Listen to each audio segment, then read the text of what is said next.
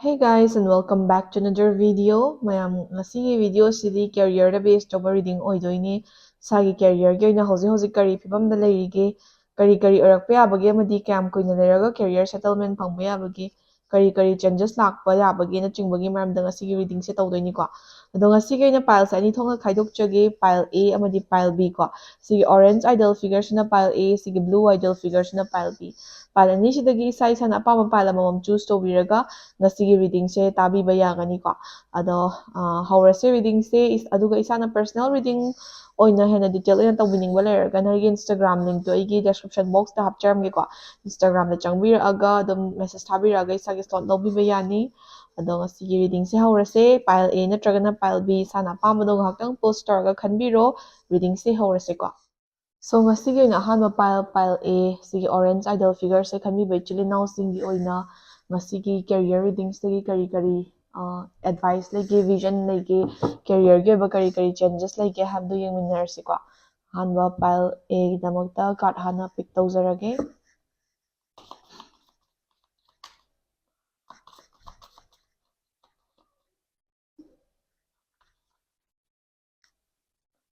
The Six of Pentacles ko card se hana loinamak pick tawzakige aduga sisi lay habado yengnanaba ko. The Seven of Swords,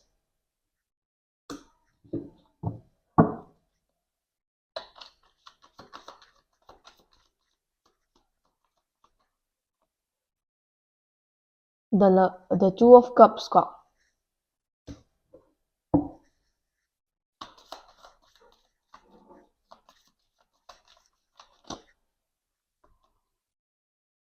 the Three of Cups. Card ani amaga draw tawzage aduga reading se hawranaba ko.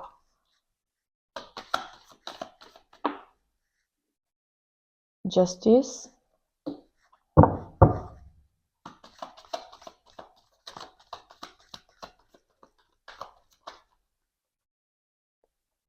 the Knight of Swords. So pile A gidamakta card singse loinamak pick tawba loire isagi career reading gidamakta ko. So pile A gidamakta hauzik isana career line apamba leibiba taragadi haitare ko sisi career settle tawdriba ichilinaw singenadi oiroi or career gi si pame haba khandriba ichilinaw singdo adugi oinadi atopa haidi reading ama muk semjarake sisina already isana ai sigi career se changsilage sigi career sida hotnarage na khanbiba natragana already changshinba hobiriba ichilinaw singidamakta base taw oidoineba ko. First and foremost, the Two of Cups hariba card se tholakeba. Sigi the Two of Cups hariba card sigi matungina hauze isana isagi apamba career line ama choose tawbiraba amadi isana apamba line da changsilage na khanbiriba ichilinaw singi oina isana changsingadawriba line se isana pamjana khanjaba su oire amadi changsingadawriba line ado isaga chanaba paknaba su oigadawriba ko line aduda changsinba matamda isa se dum wakhal se satisfied oiba adagi hotnaningba phawba ninghanaba leitana hotnaba ngamgadabagi haidi strength to isada pirakadawba isaga paknaba chanaba career line ama oigani habasima khangjinbiyoba ko. Mathangda Knight of Swords hariba card sina supplement tawe kari supplement tawge ha matamda pile A oibiriba ichilinaw singi oina career settle tawrage career gi damakta mai paknaba hotnarage na khalakpa matamda impatient oiba rush tawbagumba se isaga yam chanadeba ko isagi oina career da successful oige career da mai pakke na khanbiba taragadi career gi damakta hotnaba matamda patience leiba pre plan tawraga hotnaba aina sigi decision je lawardi sigi keno se haidi outcome se oirakpa yai habase hana phajana pre plan tawraga hotnaba adugumba singse yam important oye rush tawba impatient oiba ngahaki emotional drive tawraga decision lawba adudi isaga yamna chanadeba ko aduna isana thabak ama mai paknaba hotnage decision ama lawge natragana kainoma pangthoke na khan taragadi isagi side tagi ngasagi like phajana pre plan tawraga hotnaba se yam important oyeba ko. Next, the Seven of Swords hariba card se tholake sigi Seven of Swords hariba card sina pile A oibiriba ichilinaw singi oina changsingadawriba career field sida competitions gumba migi mityengumba khara changgadawriba haidi mina khara sida mamit ani thoga leirise mina khara kalak khamanba yengsangadawba chawkhatlakidawre afaba oikidawre na khanbagi chingthanaba hotnaba isagi maningda backbite tawbagumba adagi isabu namdhanaba hotnabagumba adugumba khara thengnarakadawriba ko aduna pile A khanbiriba ichilinaw singna ꯀꯦꯔꯤꯌꯔꯒꯤꯗꯃꯛꯇ ꯍꯣꯠꯅꯔꯛꯄ ꯃꯇꯝꯗ ꯃꯤꯒ ꯑꯣꯟꯁꯤꯟꯅꯔꯒ ꯃꯥꯟꯅꯔꯒ ꯈꯠꯅ ꯆꯩꯅꯕ ꯈꯣꯠꯄ ꯃꯔꯩ ꯌꯦꯠꯅꯕ ꯇꯧꯕꯤꯒꯅꯨ ꯏꯁꯥꯒꯤ ꯀꯦꯔꯤꯌꯔꯁꯤꯗ ꯃꯥꯏ ꯄꯥꯛꯇ꯭ꯔꯤ ꯐꯥꯎꯕ ꯂꯣꯒꯤ ꯑꯣꯏꯅ ꯍꯣꯠꯅꯕꯤꯌꯨ ꯑꯩ ꯁꯤꯗ ꯍꯣꯠꯅꯔꯤ ꯍꯥꯏꯕꯗꯣ ꯌꯥꯝ ꯍꯦꯟꯅ ꯐꯣꯡꯗꯣꯛꯄꯤꯒꯅꯨ ꯃꯤꯒꯤ ꯃꯤꯠꯌꯦꯡ ꯆꯪꯗꯅꯕ ꯈꯤꯇꯪ ꯏꯁꯥ ꯏꯇꯣꯝꯇꯅ ꯇꯨꯃꯤꯟꯅ ꯍꯣꯠꯅꯕꯤꯌꯨ ꯍꯥꯏꯕ ꯑꯦꯗꯚꯥꯏꯁꯁꯦ ꯀꯥꯔꯠꯇꯒꯤ ꯐꯪꯉꯦ ꯑꯗꯨꯒ ꯀꯝꯄꯤꯇꯤꯁꯟꯁ ꯈꯔꯁꯨ ꯑꯗꯨꯝ ꯊꯦꯡꯅꯒꯗꯧꯔꯤ ꯍꯥꯏꯕꯁꯤꯃ ꯈꯪꯖꯤꯟꯕꯤꯌꯣꯕꯀꯣ ꯅꯦꯛꯁꯇ ꯗ ꯖꯁꯇꯤꯁ ꯍꯥꯏꯔꯤꯕ ꯀꯥꯔꯠꯁꯦ ꯊꯣꯛꯂꯛꯑꯦ ꯖꯁꯇꯤꯁ ꯍꯥꯏꯔꯤꯕ ꯀꯥꯔꯠꯁꯤꯒꯤ ꯃꯇꯨꯡ ꯏꯟꯅ ꯀꯦꯔꯤꯌꯔꯒꯤꯗꯃꯛꯇ ꯍꯣꯠꯅꯔꯛꯄ ꯃꯇꯝꯗ ꯄꯥꯏꯜ ꯑꯦ ꯈꯟꯕꯤꯔꯤꯕ ꯏꯆꯤꯜ ꯏꯅꯥꯎꯁꯤꯡꯒꯤ ꯑꯣꯏꯅ ꯂꯛꯁꯨ ꯑꯗꯨꯝ ꯂꯩꯀꯣ ꯇꯧꯕꯇꯕꯨ ꯊꯕꯛ ꯑꯃ ꯐꯪꯅꯕ ꯍꯣꯠꯅꯕ ꯊꯕꯛ ꯑꯃ ꯇꯧꯅꯕ ꯍꯣꯠꯅꯔꯛꯄ ꯃꯇꯝꯗ ꯂꯛ ꯈꯛꯇꯪꯅ ꯌꯥꯔꯛꯇꯦ ꯏꯁꯥꯒꯤ ꯁꯥꯏꯠꯇꯒꯤ ꯍꯥꯏꯗꯤ ꯂꯛ खक्तंग दाव खक्तंग येंजनबा नत्रगना केमता होटनादबीदा जस्ट ट्राई तौसनबा अदुगुंबदुदी रिजल्ट फंगबा खितंग वागनिको मरमदी अखोइगी स्टेट सिदा अदुम लाइरिक लाइसु फजना मतिक चाना हैरगा कैरियर से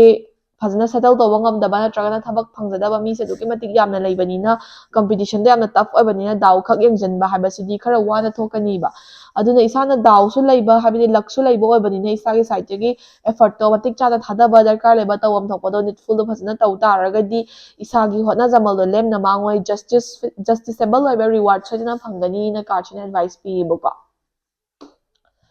नेक्स्ट थ्री ऑफ कप्स हारिबा कार्ड से थोलएबा थ्री ऑफ कप्स हारिबा कार्ड सिगी मतुंगिना पाइल ए खनबिरिबा इचिल इनाउसिंगी ओइना कैरियर सिदा अफबा ग्रोथ अफबा चेंजेस म्याम ओ फंगदौरी हौजिकतगिना था अहुम मुक्की मतुंगदा इसागी ओइना कैरियर गी अनौ अनौबा अपॉर्चुनिटीज ओपन अप तौरप याय अदुगा इसासे कैरियर गी लमसिदा सेटल ओइबा हराउबा सेलिब्रेशंस खरा फंगबा याबगी फ्यूचर विजन सु पीयेबको अदुदुगा इसागी ओइना कैरियर दा इसाना पामजरीबा लाइनदुदा तसेंगना थमोइसें डेडिकेटेड ओइना होटनारगदी इसागी अपामबदो अचीव तौरा मतुंगदा हैप्पीनेस ना सराउंड तौगनी स्टेबिलिटी ना सराउंड तौगनी हाइना कार्डसिना विजन पीयेबको last but not the least four of pentacles हारिबा कार्ड से थोलए सिगी फोर ऑफ पेंटिकल्स हारिबा कार्ड सिगी मतुंगिना इसाना पामजबा नत्रगना सिदा चंगेना खल्लगा होटनाजरिबा कैरियर लाइनदुदा फजना इसाना डेडिकेटेड एंड फोकस ओइना होटनारगदी पैसा नुसागी सु फ्लो एंड स्टेबिलिटी दो मतोमदा लाक्चगनी अमदी इसागी ओइना लाइफ से peaceful and stable ओइरकपा याबगी high chances लेना हायेबको अदुगा इसागी चंगसिनगदौरिबा कैरियर फील्ड सिदा इसागी कैरियर गी ओइना पाइल एखनबिरिबा इचिल इनाउसिंगी ओइना स्टेबिलिटी से विदिन 4 years ता फंगनी हाइना कार्डसिना विजन पीयेबको जनरल रीडिंग इना लोइनमक रेसोनेट तौबयाय तौदबयाय बट अयाम्बा सरुकी ओइना इसाना होटनारगदी चाही 3 गी मनुंगदा कैरियर गी सेटलमेंट फंगबा याबगी हाई चांसेस लेना हायेबको सो पाइल ए गी कैरियर गी रीडिंग से मतंग स्वाइदा लोइजरी इसदगी लौबा याबा जनरल एडवाइसिंग लोइसिनबिरगा मथंगी रीडिंग अमु एमिनरसेको Hey guys, mathangsina koi pile B ko pile B natragana sigi blue ideal figure se choose to be by chili now singi oina career gi kari vision pige habado aduda lakadoine ado ngasai sai gi badu minus si isa karamba career line janai habado di la aroi aduge ba haidi career gi line choose to bangam dri by chili now singi oina so ai reading ama muk samjarake ngasi gi oina di sana sigi career line se pami सिगी career line से होटनारगे ना खनबीबा नत्रगना चंगसिनबा हौबिरिबा इचिल इनाउसिंगदुदा base तौबा reading ओइगदोइने ना इना हाइजरेको सो pile B गी दमकता करी पीगे हाबदो येंगसे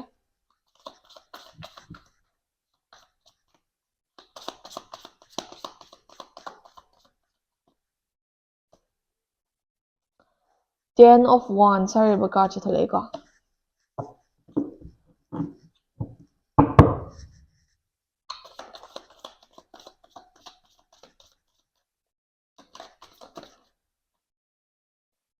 Eight of Swords, Page of Cups reverse,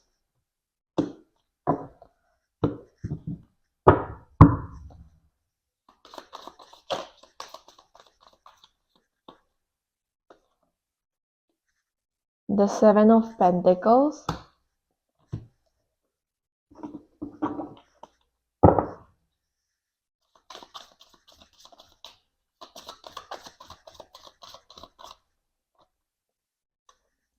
the Five of Pentacles ko aroiba card amatanga draw tawjage aduduga pile B gi reading se hawnanaba ko the Four of Cups ko so sumaina leire pile B gi oina career da base tawba reading sigi damakta card sing se loinamak pick tawba loire first and foremost pile B khanbiriba ichili now singi oina hojik se isana career path amadi choose tawdabadi nateba haidi sigi line sida changagi sigi line sida hotnarage haina hanadagi career path amase already choose tawraga lakchayeba ko adubu hauze hauzik se ngasagi isada career sida changshunba hawrurakana natragana changshunaba loinamak sem sarakana distractions lakpagumba natragana isase aisibu ngamdoira ngamoidora kaina khanjanarapagumba natragana ngasagi hanadagi sigi line sida changage na khallagasu hotnage na khalaiba matamse khitang late oibagumba natragana khitang thengkhibagumba hana isana haidi laithoga distracted oiraga leiruraga haujiksina career da serious oirage na khala kanda isana pamjariba khanjariba line sida haidi changsinlage na khala kansida khitang like isase ninghanabagumba natragana oidoi jala na khanjanaba adagi isase financial gumbagi stability su khitang watpa male haujikse ko aduna maram oiraga paisa nungsagi su khanba aduna aphangba thaba ama hekta tawsalasira kaina su khanba adagi isagi dream gi su muk khanba aduna isase marak sida decision ama lobom khangdabida hairaga leibagi mong taweba ko so sigi page of cups ariba card reverse sigi matungina awaba haibase hoi paisa nungsagi darkar leiba natragana career ama stable oiningba settle tawningba mioi khudingmaki desire nebako tawbatabu hoi isana matamse khara late oire natragana oidoira na khanjanare haitaragasu tasengna isana desire tawbiba career line se leitaragadi isagi dream se tasengna leitaragadi aduda adum changsinaba hotnaba ngamnaba hotnabasne hena better decision oye because atopa career line ama changurakanda fanamna stable oiragasu isana pamjaribado phanghaudabagi regret khari chabi yaiba aduna adu thoktanabagi damakta isagi haidi dream je chase tawba yabagi dream se tanaba yabagi matam khara khaktang isada phangmoragasu natragana chances khara khaktang leiba oitaragasu leibu leiragadi dream do oina chase tawbibasne hena afaba decision oigani bako next eight of swords na hoziki card to the supplement away haidi card sige picturization jisu haifet yengbiyo miyoi amase mangi mamit punchalaga akoiba sida thang mayam ama leibagi mong tawbani ko sisina kai haino hai kanda pile b khanmirba chini now sigaina hojik se career gaina decision je laurage laudaba yadrena khala kansida isa se pura blindfolded oibai tapta tawbam khangdaba isagi mangsida taraga leiba pose isana uba ngamdaba isagi decision je lauge na khala kanda khurau thangba eight apan gumba natragana wakhal se dum nakan namarom na diverse chatpa gumba sigumba se khara taweba ko adubu phanamna obstacle leragasu phanamna difficulties mayoknaragasu phanamna awaba thainaragasu isana pamjaribado tasengna phangnabo hotnage haitargadi hotnaba ngamnaba will power du isada soidana pirakani habasimadi khangjinbiyobako mathangda isana pamjariba career line se phangnanaba hotnarapa matamda 10 of wands hariba card sina kari vision pige ha matamda isana pamjariba settle tawgena khaliba natragana isana changshinge khaliba career line sida focus tawraga changshinaba hotnarapa matamda isase responsibilities mayam se handle tawnaba hotnarapa matamda khitang awaba mayoknarapagumba haidi ngasagi isagi career gi bu hotnagadra personal life pu adjust tawgadra isada khitang awaba mayoknabagumba tawba yabagi chances lay and then sigi 10 of wands hariba card chi matungina responsibilities and duties mayam se handle tawnaba hotnarapa matamda isagi career se compromise tawrasira career se thado asira kaina khalakpa aduguma matang matam se soidana yawarkani duna isagi career se sisida mai paknaba changsinge haragadi isa struggle khara thainagadoriba adubu struggle do isana mayoknaba ngamoidaba oitaragadi matam mangnabani atopa afaba laina phangba yaba ma career field ama yengbirasu yai adubu tasengna isana will power se leitaragadi hotnabada ninghannaroidaba oitaragadi changsinbada mahei chagadaba line di oineba isana khanjarise ko Four of Cups hariba card sigi matungina hojikta haijakibadune isana career gi lambi se changsalakpa matamda distractions kumba isagi focus to manghanba yaba isagi career prioritization tawjaribaduda disturb tawba yaba isabu distract tawrappa yaba thabak ingkhang khara adum life ki journey da thengnarakani aduna isana ngasagi career sida hotnagena khalagadi chapyongna hotnaba ma darkar oi distraction mayam se avoid tawnaba tawba ngamnanaba hotnaba darkar oi maramdi distraction singna drive tawkhragadi isase hotnaina su thokpa mahei su chaba ngamdaba adumai chatkani baduna tasengna isana will power strong oidaba natragana wakhal se khanjanaraga dum leiba oitaragadi sigi line se isana pamjariba se choose tawdabida atopa kitang easily changba yaba line ama yengbane yai tawbatabu career line da easy oiba habisidi amata leite adumani khangbiyoba aduga isase yarigai isana sigi line sida success oige sigi line sida changsinge afaba oige isana pamjariba sida hotnaribasida mai paknaba hotnage haitaragadi distraction mayam sidagi kitang focus oina leiba ngamnaba hotnabase darkar oyebako sigi 5 of Pentacles hariba card sigi matungina isase career gi damakta hotnarakpa matamda disappointment, setbacks and failures adum khardi thegnarakani bako adubu failures singdudagi isana warauraga nungaitana step back tawbai muhutta disappointment singdudagi isase isagi motivation handabai muhutta failures singduna isagi stepping stone oihanba isagi mistake tagi isana learn tawraga chatpa ngam taragadi career gi oina afaba mayon ama afaba growth ama lakpa yabai chances layeba haujiktagina chahi ani mukti isagi career se kitang jumble up tawba sort out tawba ngamdaba career gi oina difficulties khara mayoknaba yai chahi ani gi manungda isagi career gi doors and opportunities fazana open up tawrakani bako aduga within 5 years ta isagi career gi mafam chaba settlement ama phangaga stable oiba yabagi chances pieba the Seven of Pentacles hariba card china aroiba oina last but not the least kari supplement tawge hamadamda pile bi khanbi bechile now singi oina isagi career se isana hotna zaragadi afaba phangani adubu mina di kashu mateng pangbiro oina tragana isagi oina